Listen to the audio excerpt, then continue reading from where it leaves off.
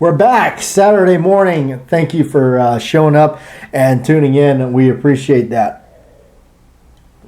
We've got the original Saturday morning radio show coffee mug back in the house, back in the studio here. So that was the original mug that has been in many of the shows. So the original OG has made its return. So, all right. We're going to go ahead and let's tune in here, and you're going to go ahead and try to read your comments here. So I think we have one actually snuck in here. Looks like maybe. I don't know. We actually didn't get too many comments this time around this week. So we're going to go ahead and read them. Again, if your comment wasn't read, we, of course, it's done after the show.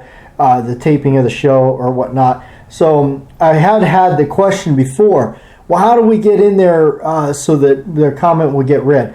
Try to get your comments in within the first, pretty much when the show airs, pretty much try to get in there and get your comments in there. Questions if want to be asked. All right, so, all right, here we go. We got one up here in no particular order. Slim Firearm 54. When I get up on Saturday morning, I always look forward to your talk show. So thank you for taking the time to entertain us. You're very welcome. The popper target looks like it's very well made and would be fun to shoot. Thanks for the video, Slim. We did test out the popper target. The popper target did do very well, and the frame stand bit that I put together along with a buddy of mine that we pretty much put together with some scrap 2x4 that was laying around, some leftover screws. I mean, everything that we put that stand together was literally leftover stuff from some projects that I was working on. So it did end up coming around pretty well and got put together fairly decent. So definitely pretty cool, and it worked well. Held up really good. It did present exactly what I thought for speed shooting for handgun. The target is a bit small. It really is. It would be nice if it was a little bit larger so you can really just ping it, a little bit faster. Of course, it would help if I was actually a good shot with a handgun, which I am not. So that answers that question, doesn't it? All right, and the Crazy Scotsman, awesome, brother. And you know what? We actually got a package here to open from the Crazy Scotsman. It arrived in the mail. I did not open it yet because I waited for the show, because we're going to open it here on the show. And, so reveal it here. And I did ask him if it was okay. He said it was okay. I tell you, dude, you are crazy, man. This was $11.75 to ship that, man. You really didn't have to do so. But I greatly appreciate it, man. That's really cool of you. I have no idea what he sent, by the way. I have no idea. So you have to stay tuned through the show to find out what the Crazy Scotsman has sent us to the show. And here's his comment. I have some of the high wild target holders for my steel. They've held up well so far. That's good. You could say that's a good update, and I guess kind of information out there that, okay, if you guys are looking at the high wild targets, the steel targets, they seem to be holding up pretty well. Our outing with it was absolutely fantastic. Of course, we just shot handgun stuff at it. The biggest caliber really was 9mm 38. Of course, that's all I just keep it moderate. I didn't actually try to blow the thing apart with 44 mag or anything like that. We got some messages coming in. What's going on here? And always interesting to anyway. All right. So that's good news. Like I said, there's good news about the high wild targets, because they do seem to be cost effective. Let's say, I wouldn't say cheap, because it didn't seem like a cheap target to me. All right, held up so far. I noticed they have those stickers you use, 250 for $10. Wow, that's pretty good. Yeah, because I think I paid, like I said, it was like $6 for 100. That's cool. $250 for $10. Now that's a deal. I usually buy my targets online as well. Buy in bulk where you can. Good show, brother. Yes, buying in bulk anytime, usually, especially as a hand loader myself, it's always been the thing. Buy in bulk, buy a bunch. That way, you don't have to keep going back and forth. All right, Beretta 9mm USA. Also, don't forget their other channels, CZ 9mm USA, I believe, and Legion of Tools. Awesome channels. They got really good stuff on there. His Beretta, young Beretta there, my fellow lefty. That's what we mean by that. We're both left-handed shooters, and it makes it difficult, and only another left-handed shooter knows the difficulty of that. But yeah, he says here, another great show, my fellow lefty. I'm really looking forward to the in-depth 9mm Wilson Combat Commander video. Stay safe, man. Appreciate that. Yeah, we're going to get that video uploaded here to the channel this month, so keep an eye out for that. It's actually odd enough out here in our neck of the woods out here. So far this November has actually been quite hot. I don't know about where you're at. Those of you that are lucky enough to have a little bit more of a colder weather that I prefer, that's awesome. Chime in. I don't know. Chime in. Has it been a little bit warmer where you're at in your neck of the woods, wherever you guys are listening in from? So yeah, let us know how that is going, because I can tell you right here, out here in this desert, it has been warm this November. I'm waiting for it to start cooling down, and it has not shown any signs of doing so yet, which is disappointing to me. Still running the AC. Isn't that crazy? All right.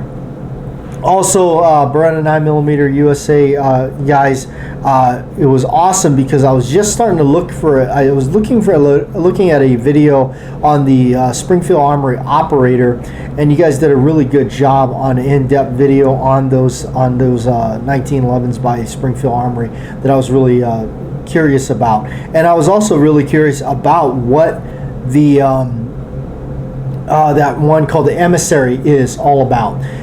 They did a really good job at explaining that and getting a nice close-up look at it and kind of doing that whole nice number on that. So I really enjoyed the video. It was nice to see some kind of in-depth video stuff on that and look at it, because I was looking at the operator myself, but I'm not sure. See, because I'm not a fan of having a rail on a 1911. That's just me. I'm not a fan of that, so I really don't. That's a detracting thing for me.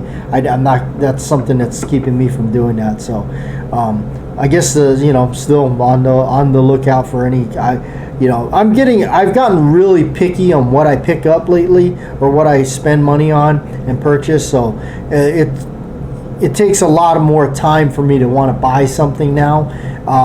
Aside from being short on the funds, or obviously no money, you can't go spend money on anything like that. So as we all are, I'm sure, are feeling it as our economy gets worse and worse, and groceries are more expensive and gas is more expensive, it leaves us less money to actually play with and have fun with. So that's definitely been a struggle. All right, Warren here, back from an epic adventure. Wow, an epic adventure. He wasn't just on an adventure, everybody. Warren is back. Good to hear you back. Just finished catching up with your radio show. Keep up the good work, mate. Enjoy your weekend. I agree with 22 LR and agree with Colt's flaws. There is a operator and a U.S. Marine Corps two-tone in the Springfield Armory lineup. What are your thoughts on the Remington 1911s? The Remington 1911s, assuming you're talking about the R1, pretty decent. I remember when those came out. I had one for a little while. I sold it off to my buddy Cody from the hangout shows that we used to do. Those of you that have gone way back with me, that you remember that. Thumbs up if you remember the old hangout videos. In fact, that's what the coffee mug is. And there's Cody, the old guy right there. Actually, I'm the old guy. He's younger than me. But Cody, I ended up selling mine to Cody. It was pretty decent. One thing that I really wish they would do, which is they have an opportunity to do so. World War I, Remington made 1911s. They should go back and redo that gun and offer it as a standard line. Again, there I am about these companies that should go back. They do make one. I have seen it. It's like a limited edition. It's super scarce. It's like whenever I've only seen one ever in person, other than photographs. But they do have a classic Remington UMC made reproduction of that. It would be cool if they went in back and did that, like how Colt has done theirs. So that would be something really neat to do. And speaking of Colt and their flaws and stuff, and I know it felt like we're beating up on Colt a little bit. One of the things that I'm really glad that they did was I'm glad that they brought back their Python line. I've checked out the new ones, and I think they're and of course we'll touch on that in a future show, because I think you're gonna like coming up in another show or so. You're gonna really like what we're gonna show you. So if you like Colt Pythons, stay tuned for another show. We're going to feature one and talk about one that I think they just released. So go ahead and check out some of their lineup on that. It's just pretty cool. Again, one of the reasons I really like it is because they're offering a quality product. They didn't screw it up, in my opinion. They didn't screw that up, and it basically gave everybody a chance now that ever wanted to check out or own a Python and definitely shoot a Python, the ability to do so without having to feel like you got to spend $3-4 grand. So that's what's cool about that, and it also calmed the prices down on the regular market on the older ones. I mean, at least out here in this neck of the woods, I mean, I've seen them, the old originals, as cheap as $1,800, which was unheard of prior to the 2020 releasing of them. So again, I'm a big fan of that and seeing that kind of stuff, because I don't know about you, I don't like gouging. I don't like when these people think they have some something and they hold it over you like a little like a Tom and Jerry cartoon with Tom has got the cheese and he's teasing Jerry with it. I don't like that kind of thing. And anytime I'm a collector, I like buying a lot of this stuff, but like many, I don't have the finances. And I also my good buddy, I carry one over there. It's like we're not out there trying to whenever somebody's trying to sell some of these things for, as we say, rapist prices, I hate to say that term, but that's what I mean. It's like, yeah, it's total just taking advantage and just ripping people off. Definitely not into that. So I'm glad Colt has redone the Pythons and they're back out. It gave everybody a chance to actually get them. And mark my words, as we see, hopefully CZ, now that they own them, as we see this, hopefully they will come out with the royal blue Python. And if they do, that's it. That's the last nail in the coffin, I believe, that somebody's going to be able to, take somebody over on one of the older ones. I really do. Mark my words on that. I'm waiting to see it, because they're going to do it. They have to. It's just a matter of time that they're going to offer it in royal blue. They already do a 1911 in royal blue, like it's a throwback to the old commercial guns from like the mid to post-war kind of era. I've got a nice commercial model that I'm really very lucky to have from 1930. That's a really awesome piece, and I think that one that they were offering that they have is the royal blue 1911 that seems to be very difficult to find.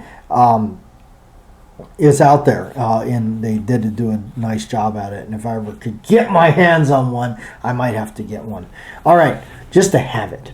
Okay, Squib 1911 watched over some Arbuckles Mexicali coffee on Saturday morning before I jumped on the live show as the panelist. Thanks, we appreciate that. Sean Sean Lee is in here. Good morning. What's your favorite steel targets to shoot? Enjoyed the show. Thanks.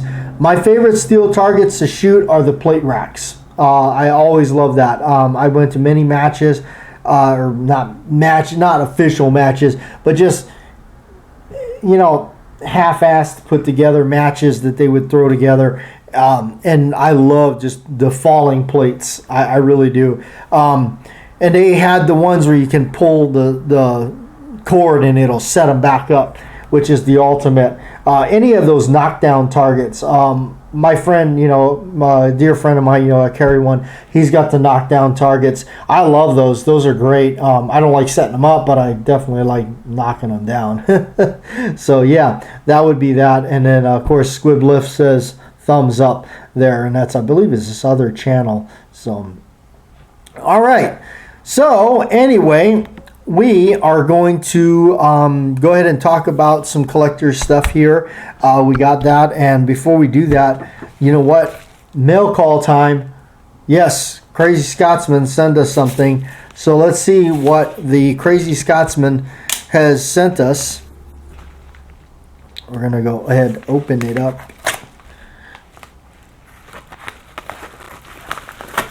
All right. Let's see. What is it? What is it? All right. Well, enclosed are all of Mr. Holster's videos. Wow. Minus a few YouTube had remains or wouldn't. Oh, the stuff he wouldn't allow to. Wow, really?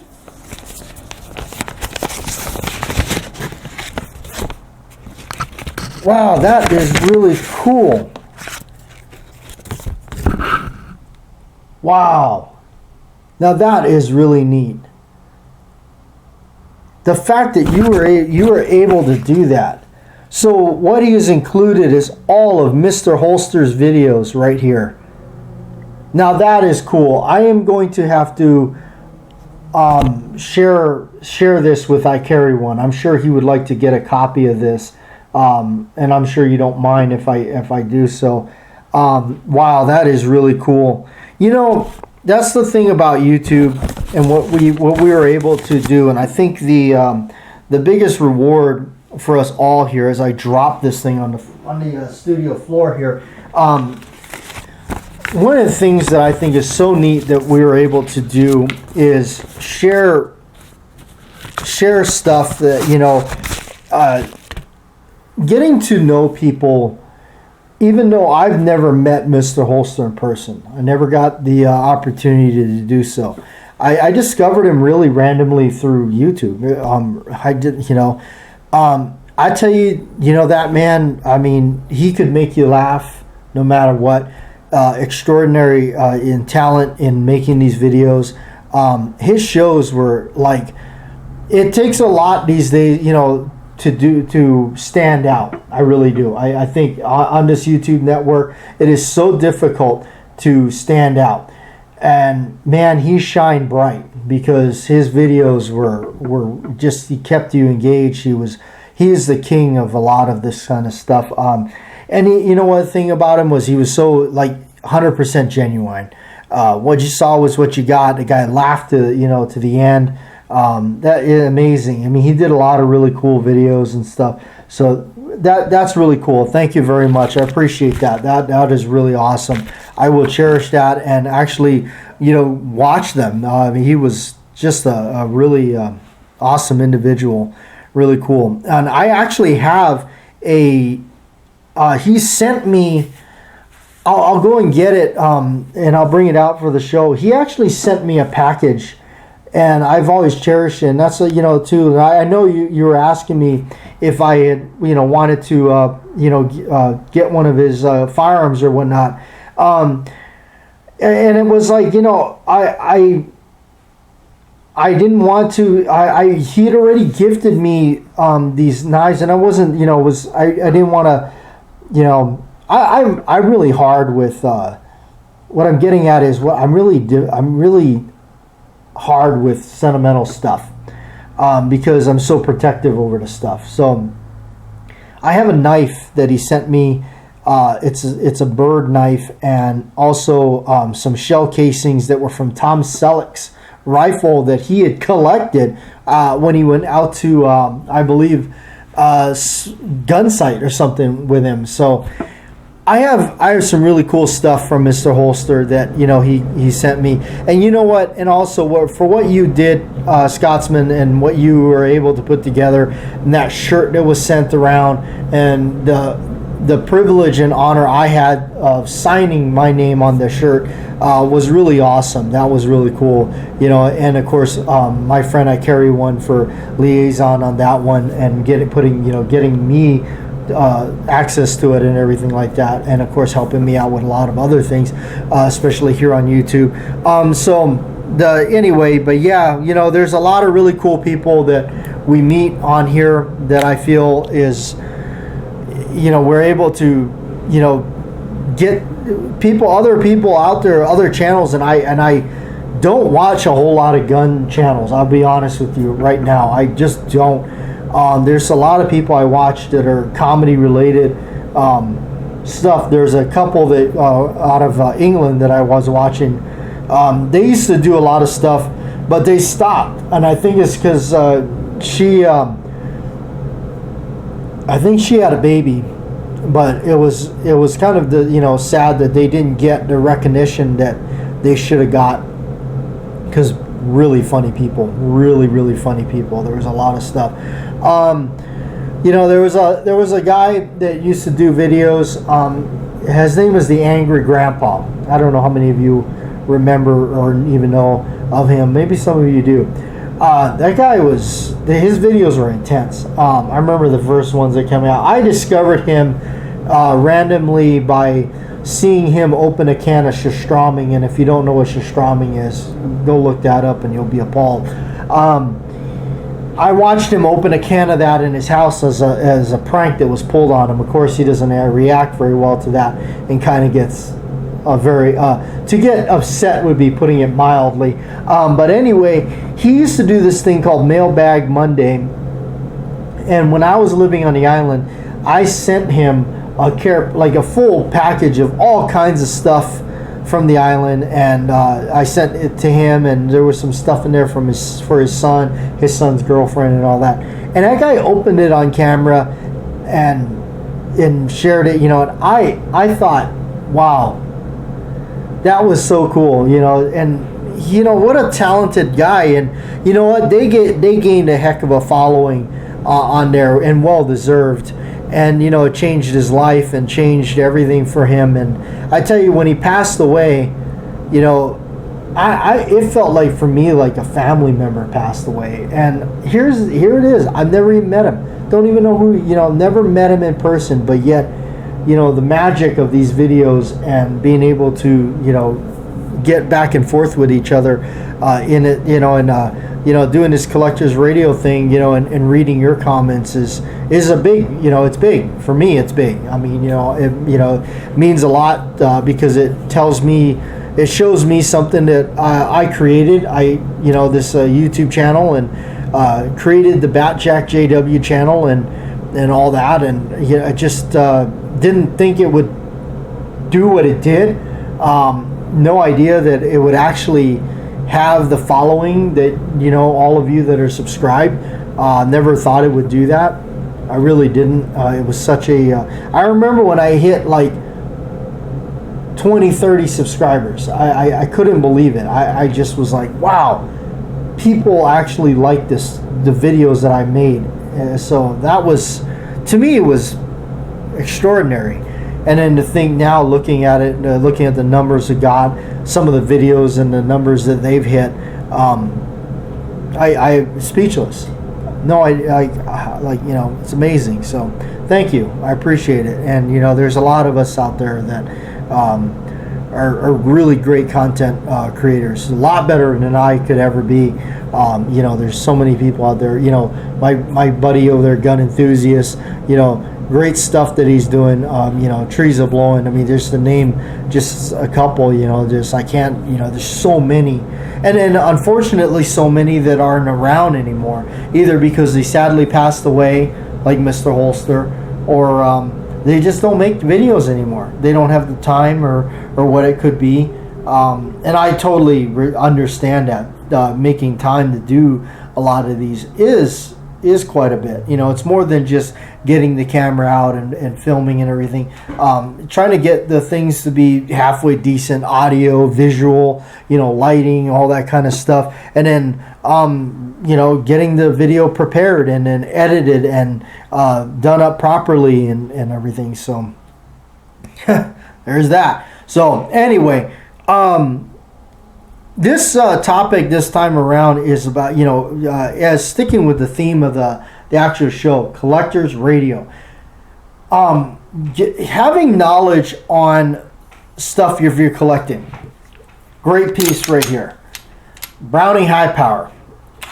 I tell you, what a fantastic, you know, pistol this is. This is a true this is a true Belgium-made high power. You guys seen a lot, you know, it's an old one. It rattles a lot. It's been shot out, you know, shot quite a bit, but it has that really beautiful bluing magazine disconnect. You got to put the magazine in there to get the hammer down. But this one is really neat because this is a T series, they call it. As I later found out what all that meant. T series.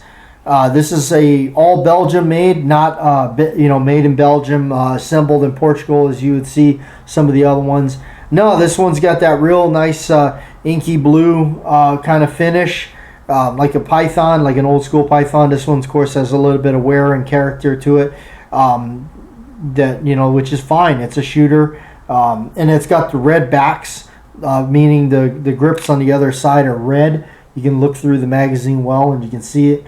It's red in there. That's all indications of this. That's what makes this one the collector's one. You know, of course, the T prefix on the serial number and that ring hammer. That really cool ring hammer that gives you that awesome hammer bite. I love it. It doesn't have a bad trigger. It doesn't have a great trigger, but it doesn't have a bad trigger. The reason why high powers kind of have a little bit of a heavy trigger is because of that magazine disconnect. You can probably go in there, remove them. I'm not a fan of doing that. I just keep them as there is and just enjoy them for what they're worth. So, but having the knowledge on these here's an example of knowing this. When I went to go find this and I saw it laying there on the table at the guy's gun show, I purchased it knowing what I was getting. I knew where I could be with money wise. I knew what I was willing to pay and what was too much. Why I knew that? Because I knew it was a T prefix serial number. I knew it had the red backs on the grips and all that and the ring hammer. So knowing that kind of stuff helps you kind of know where do I want to be with the price? How much do I want to pay for that? How much can I pay for that without burying myself? I don't want to overpay. As buyers definitely, we don't want to overpay. We want a good price, if not a great price. So, but having firsthand knowledge on that kind of stuff makes a difference. And knowing that full well that, you know, like, yeah, you may see one of these is great, but, you know, maybe you have one that looks pretty similar to this, and you're looking at it and you're thinking, well, it looks like, you know, that high power, it's got that kind of shiny bluing on it. Yeah, sure, I'll give, you know, this much money on it. Yeah, it sounds good. It looked, you know, heard they were good. But their problem is, okay, but you shelled out all that money, but it didn't have the T prefix and the serial number. Well, what does that mean? Well, that meant the difference between paying another, you know, something worth mean like just throwing random numbers out, but like $500. Oh, okay, but then now you've overshot it, overpaid for it, and it's not worth that extra money because it didn't have the T in the prefix. It wasn't one of those. Or it didn't have the ring hammer. Stuff like that would make a difference. It didn't have the red backs on the grips. So boy, you know, what does that mean? That means that you know, that's the difference between this much money and this much money. Another really great example of that is World War II 1911s, my favorite. American made, you know, heart of the, you know, American engineering. It was during a time where it was awesome to see what a country can do when it united together and fought the tyranny and the bad people that were coming over, and trying to, take over the world, in that horrible aspect of things. It shows, you had typewriter companies starting up and making 1911s, railroad companies, and of course gun companies. But then when you start looking at all that in a collector's market, what stampings mean? What does the inspector stamping mean here? Oh, okay, but the slide says Colt. But if I didn't know any better, I would think that was a Colt. But then it turns out, wait, why is my serial number there in Colt's lookup not registering? Why can't I find it? Oh, because it's not a Colt. It's a Remington Rand. Oh, further look into it. No, it's not Remington, the Firearms company. It's a Remington Rand typewriter company. And then it turns out, well, they made like 600 million They made the most 1911s. So therefore, they're not the most collectible of the whole thing. So it was common, though, during the war efforts. Things were getting, slides off of those, or getting put on frames of those, because they weren't concerned about collector's items. They were just like, get these things out there, get them out for the war effort and all that. Now us collectors come afterwards, and we're just trying to put pieces together. But it's important to know what means what, because that could be the difference between this much money and this much money again, just saying that. Or how do you know that if you're not looking at the table full of stuff and the guy selling it doesn't really want to get taken for a ride himself, as I wouldn't, but he's saying, okay, fine, I'll meet you in the middle, say $1,700, and you're going, I don't know. But here's the thing, you don't know, because you're looking at it as a 1911, but what you could be staring at is an all original. Like, what if you're looking at a complete unaltered Union switch and signal, and you're going to let $1,700 because you feel like that's too much money to walk away, that a gun that is literally worth $6,000 as we speak, as the taping of that. But if you knew that going in, that would be a different story, or knew what inspector marks and what types of markings you need to look for to make sure it's all correct, or it wasn't an arsenal rebuild or something like that. So anyway, as it goes, that's how it is. I appreciate everybody. Thanks for tuning in. We'll see you next time.